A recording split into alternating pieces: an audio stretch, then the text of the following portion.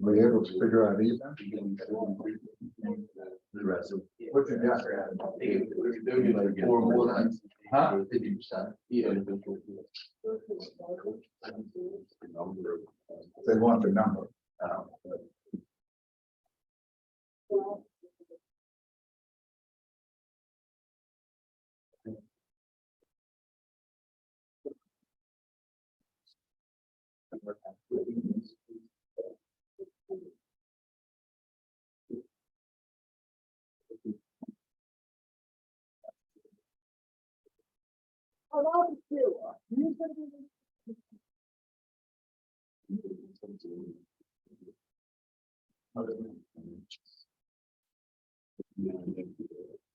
So you can just do that.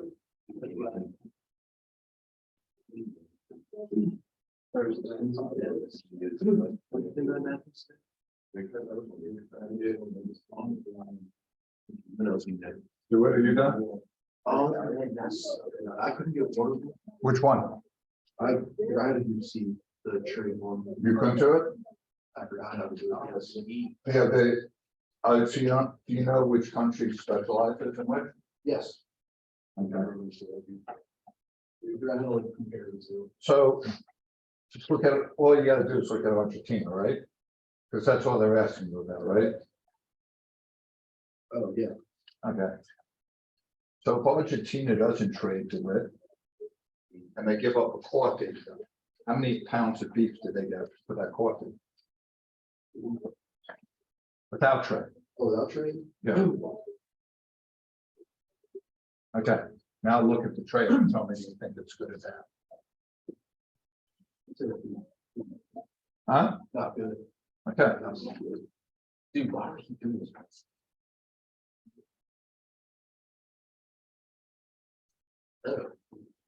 so why couldn't you figure it out? Because you answered everything. I didn't do anything.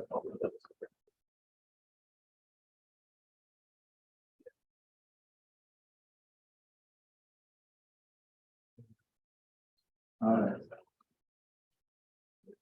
All right. Who wants to start us off? Here. Billy, do you know, is it an output or an input problem? It's an output, okay, and you're right. And the clue is like units of beef, and corn, right? So that's an output. How many units of beef and corn? All right. Jack Kerr, do you remember the output formula?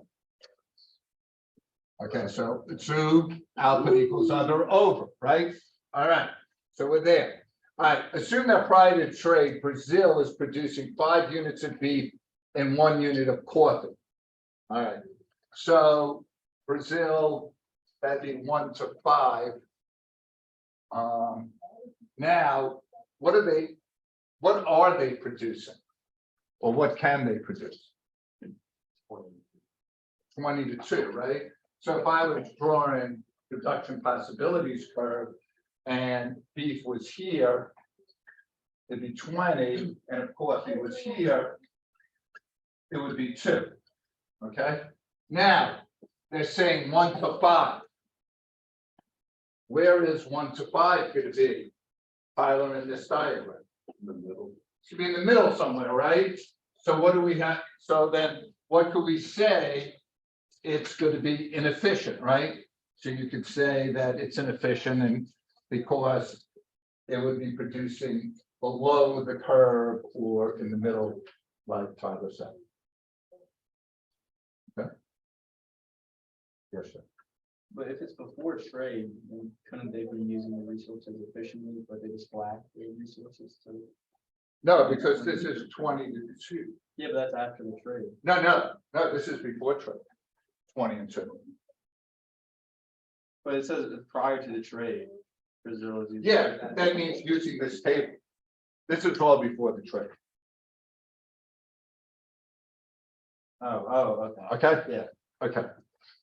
All right. All right, then, which country has the comparative advantage in the production of beef? Okay, so how do we do it? We do what? 2 over 20 and 5. Okay, 2/20, that's 0.1. 5/20 is what? 0.25. 0.25, is that true? All right, which one's smaller? Okay. So why did you say Argentina? No, these represent cost. So you always want the least cost, right? It's an opportunity cost. Okay. So Brazil would be here. Now assume each country specializes in the production of a good in which they're. All right, so Brazil is going to be beef. We know you can't have the comparative advantage in both. So Argentina is going to be coffee. Now they're saying a trade of 3 units of beef for 1 unit of coffee. Well, if Argentina trade, so they want to trade 1 coffee to get 3 beef on their own without trading.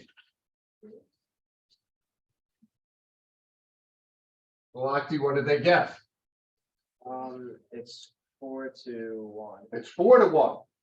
So do they want to trade 3-1? No. No, because they're not getting enough beef. So this is not a good trade for Argentina.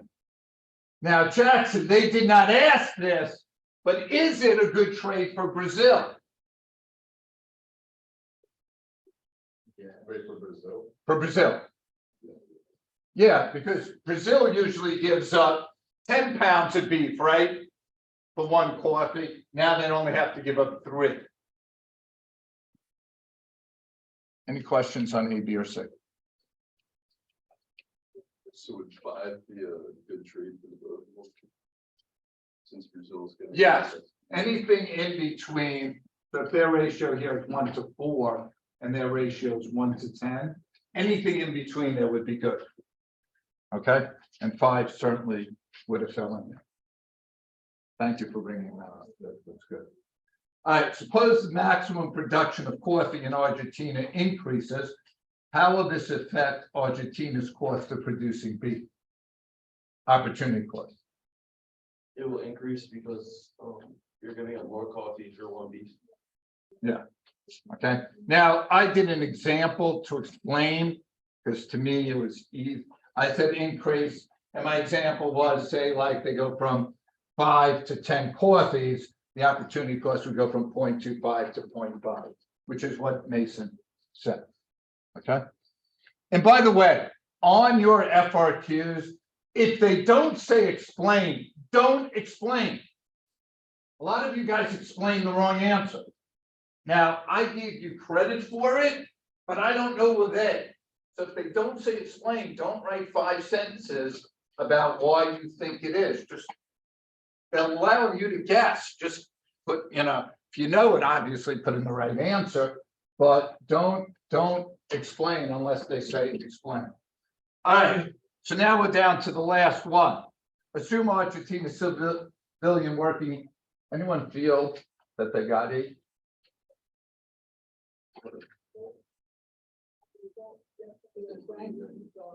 Okay, let's walk us through it. But could you do you remember the labor for participation rate for me? No. It's labor force over population. So they gave you the labor force participation, right? Which was what, John?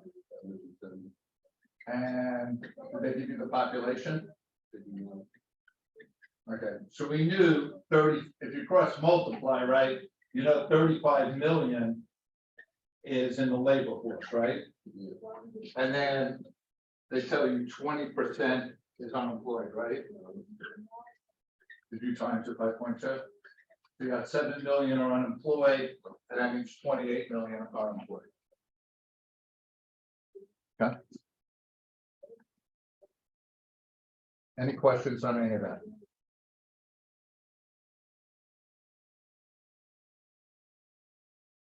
Okay. All right, I'll be here after school today. For those who didn't take the test, I'd like to try to get everyone who didn't take the test done tomorrow, so I could return the test. My goal now is to return the test for Wednesday. Everything's graded. I'll put your grades so you can see them sometime today. Okay.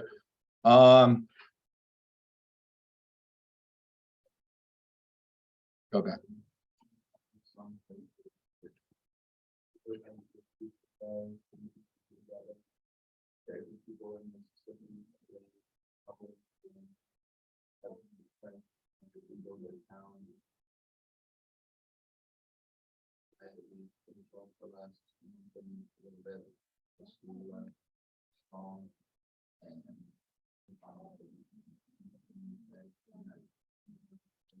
Good for us. Sure.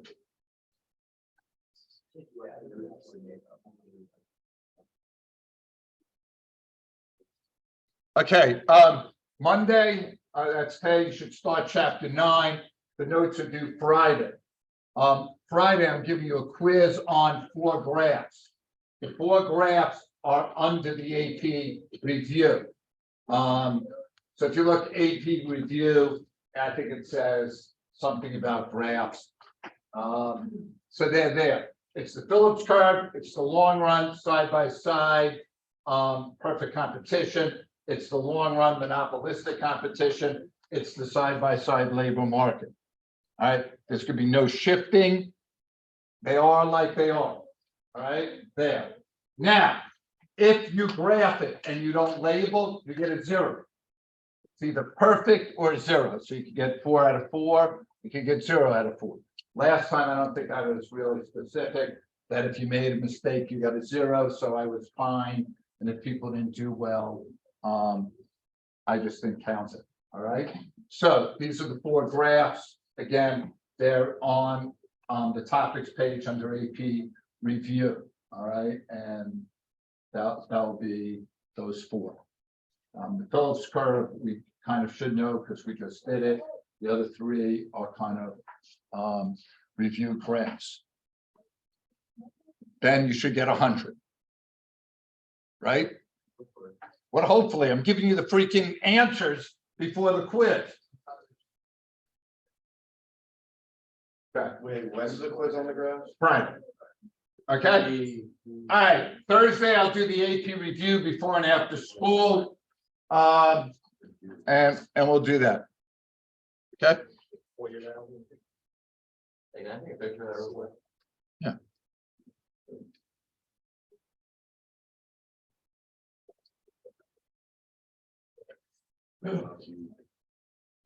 I think it's the last chapter you have to read for the year, by the way. Wait, can you go back? I certainly can. After spring break, we have like a week before we start, right? Maybe, yeah, 10 days for us. 10 days. I got it. It's just like. Next week is 3 days. I don't even know what this is. All right, can you talk to your partner and go over these terms? I gave you the monetary base, the monetary supply. Go, 2 minutes. Economic profit.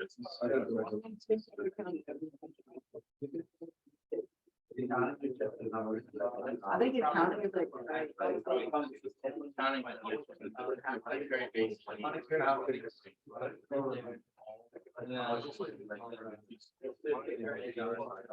I put those down.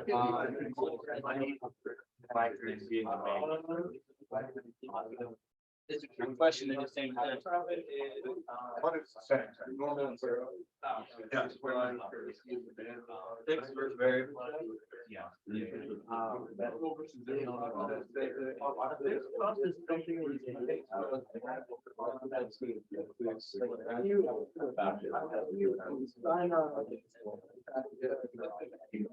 I can't get out of it.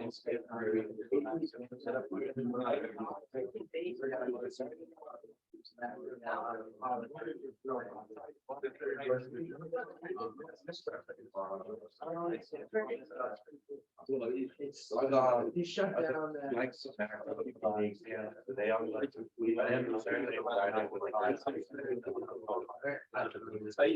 I'll try. You don't even have that many classes. No, we don't. Contraction areas. That's when.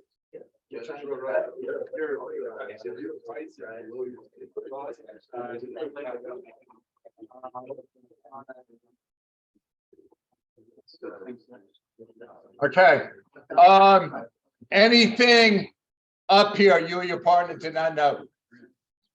Which one? Normal versus zero? They're the same. Normal profits and zero economic profits are the same. I very rarely use normal. It seems like the AP exam uses it a lot more than me. So I just want you to know normal and zero are the same. What's the difference between Accounting, accounting? so they're both total revenue minus, right? So for accounting costs, they're like things that are paid for in cash, like rent, like labor, anything that you would pay. All right. Economic profit is total revenue minus explicit, which is the accounting cost, plus implicit. And implicit are more like, what could I be doing besides teaching? So say I could be a lawyer, I'm giving up 120,000. Now, even though that doesn't come out of pocket, that's economic cost. All right, we use economic profit, but they sometimes ask you accounting. Anything else up there that you or your partner do not know? Yeah, an excise tax is a per unit tax. So for every pack of cigarettes I sell, I pay $1. That's an excise tax. A lump sum tax is at the end of the year, I pay 100,000. Doesn't matter how many I sold, it's just this one time tax.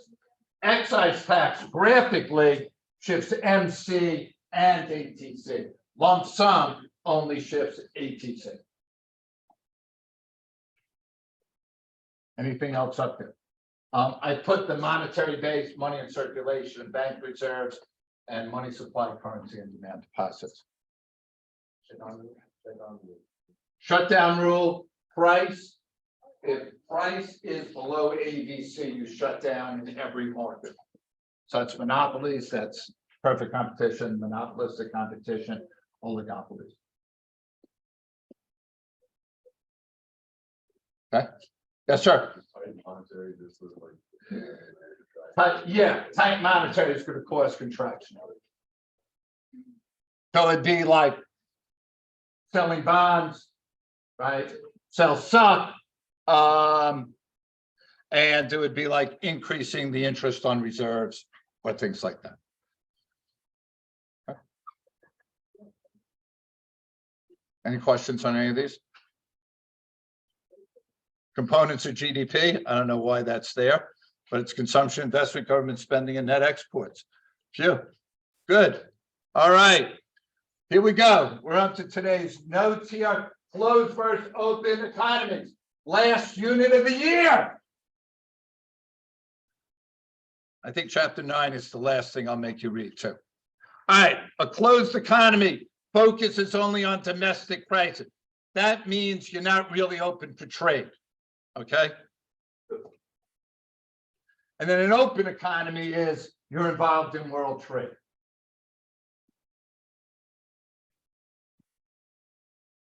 Oh, Marcy, you missed a lot.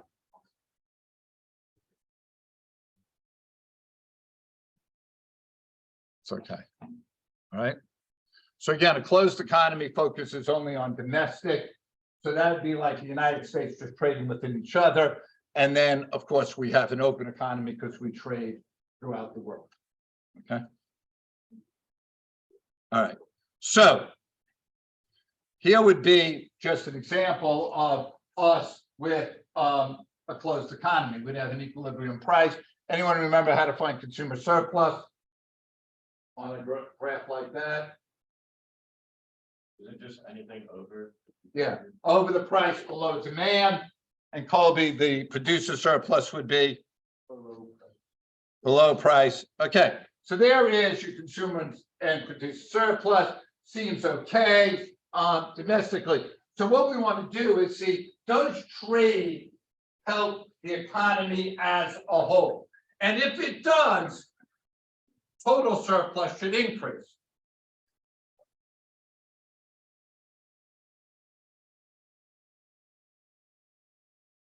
Okay. I'm very quiet. Subdued. I think I've been way more subdued this year than ever. Do you think I listened to what teachers say? All right, so, by the way, if we're gonna import things, we're gonna only import them if the price is lower, right? We don't need the same shirt to pay more because it was made somewhere else. So anytime you see the price below, that's an import. All right, now, without knowing anything, just looking at this, really, who is this gonna be good for, consumers or producers? If the price is low, consumers, right? Consumers are gonna love this, right? The price is lower. Look at producer surplus. Not very good. But on the whole, now, here's what's happening. At the world price, US suppliers can only supply that much. Because after this, they would lose money. So US suppliers supply that. But look at the demand is here. So where are we gonna, how are we gonna fix the demand? We're gonna import. So between domestic quantity supply and domestic quantity demanded, that's how much we're importing here. Importing meaning bringing goods in from a foreign country. All right, so that's your imports.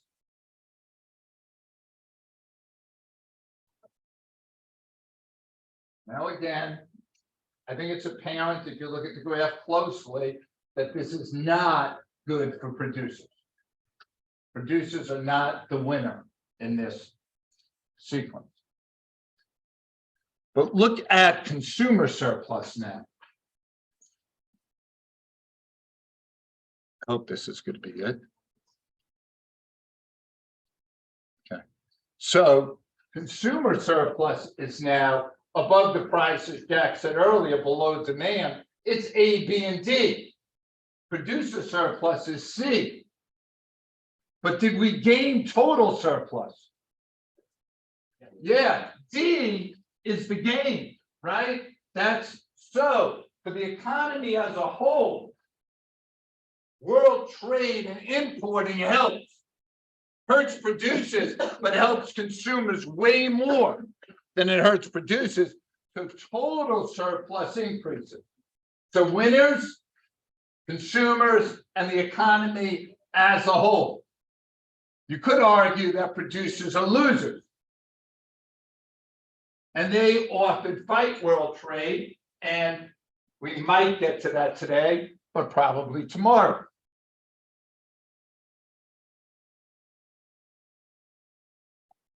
Yeah.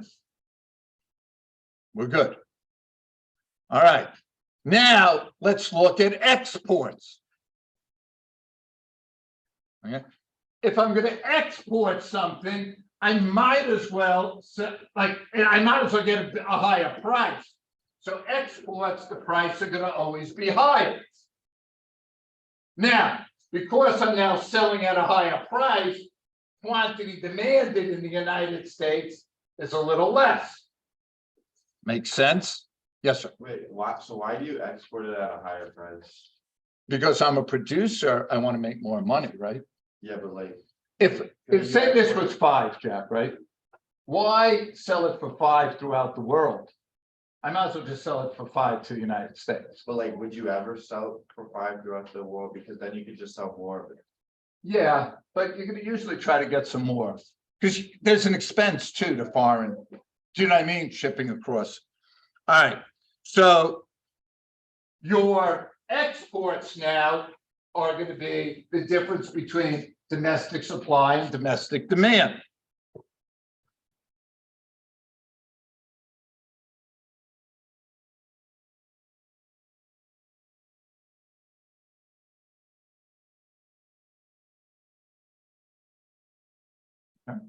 Now, I think you could tell, again, graphically by looking at this, probably not great for consumers. Consumer surplus above the price below demand looks a little smaller. Let's see, do I have it? Yeah, so here we go again. Consumer surplus, just A. Producer surplus, B, D, and C. So exports, winner for producer, but again, the whole economy improves because we have D, right? We didn't have D involved. Now we got an increase in total surplus.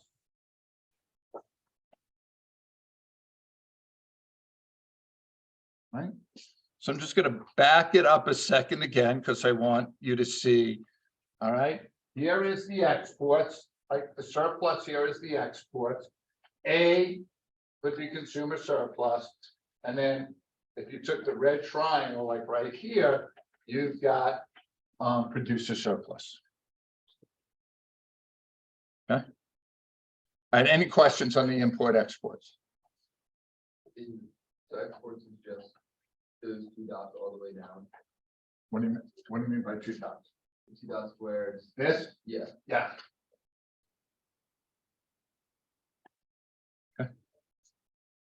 Okay, and then here's the surplus.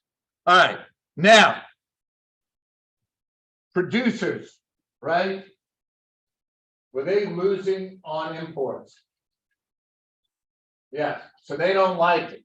So producers, some of them really rich, go to congressmen and say, we need you to help us, because if we're losing production and everything,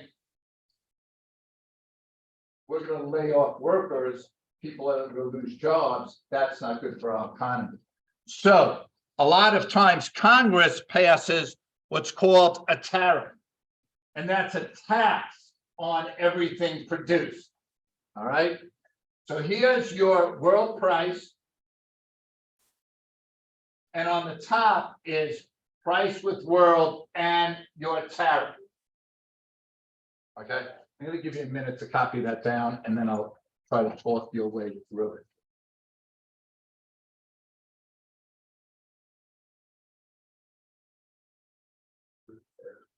What? We put this on analysis there. Yeah.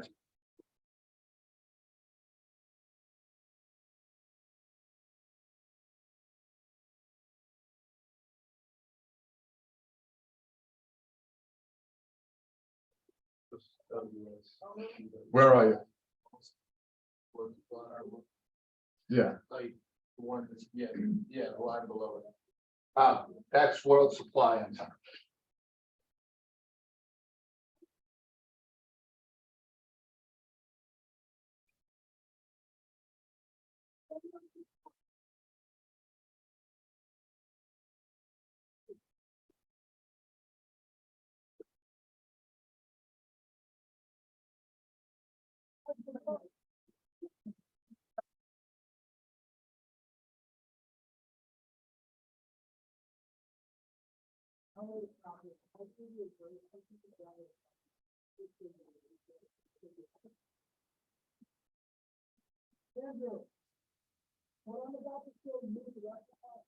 Okay, so I put in a world price of $2. I just made it up, and with tariff $4.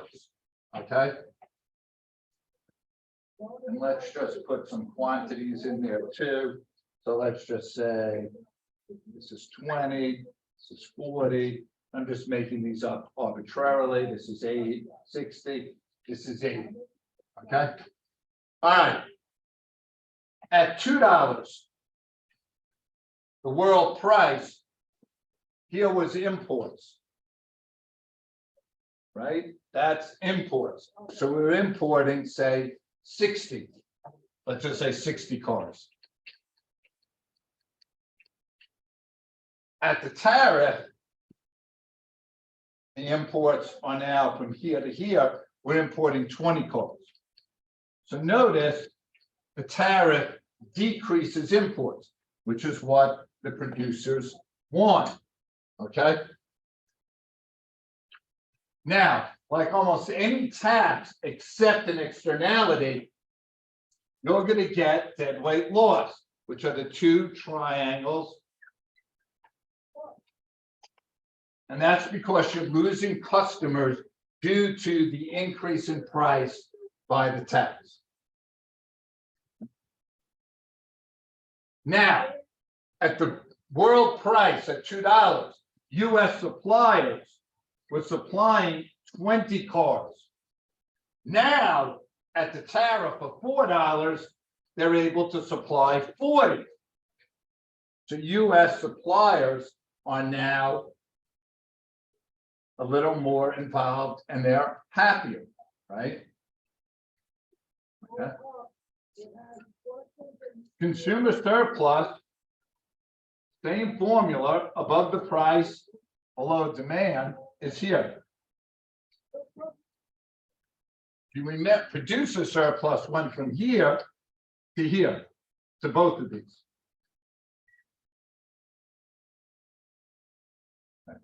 So we've won in producer surplus. We've lost a little in consumer surplus. Okay.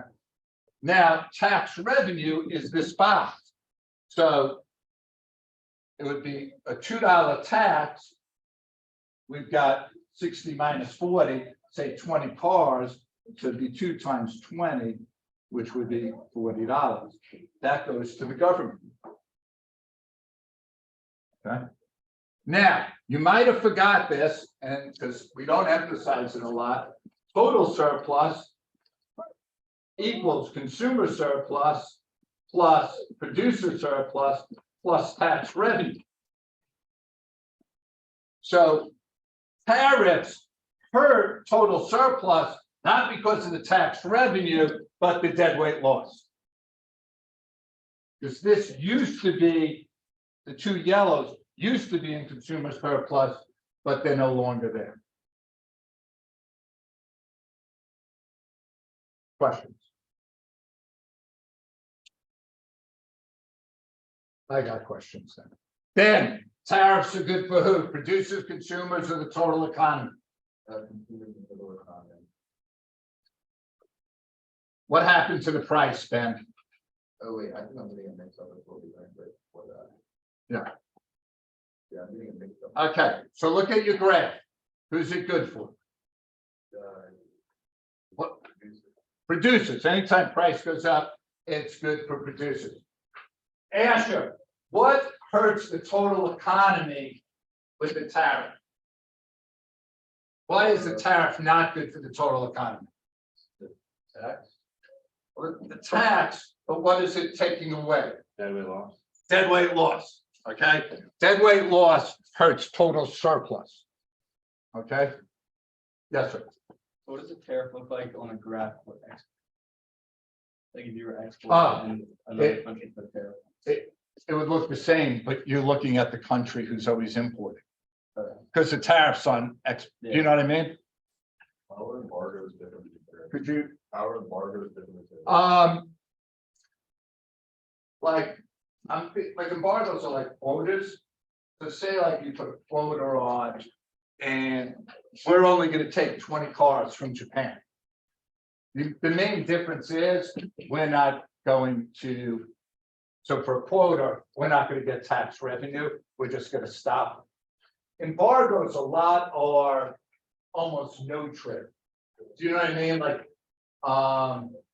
if we're, okay, with, we're at political strains with like North Korea, we'll say we're not gonna take any trade. So that's the embargo trying to put economic pressure on the other country. Okay, good questions. All right, if you could fill out that little slip, put it in the box. Select, of course, doesn't take one. I can't get him to do anything. I'll be here after school for the people who have to take the test.